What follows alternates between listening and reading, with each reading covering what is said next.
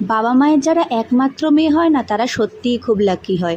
আসলে কি বলো তো, তারা তো একমাত্র মেয়ে, তাই তারা বাবা মার কাছে সবসময় যেন ছোটই থেকে যায়, বড় হয়ে গেলেও ছোট থাকে। কিছু করতে পারলে তার সাফল্যের আনন্দ শেষ হয় না, আর কিছু করতে না পারলে সেটা কোনো ব্যাপার না। আর যাদের পরেই ভাই বোন হয়, তারা যখন বড় দিদি প্রথমেই হয়ে যায়, তারা ছোটোবেলাতেই বড় হয়ে যায়। তারা কিছু করতে না পারাটা খুব বড় একটা ব্যর্থতা, কিছু করতে পারাটা এটা তো তার কাজই ছিল।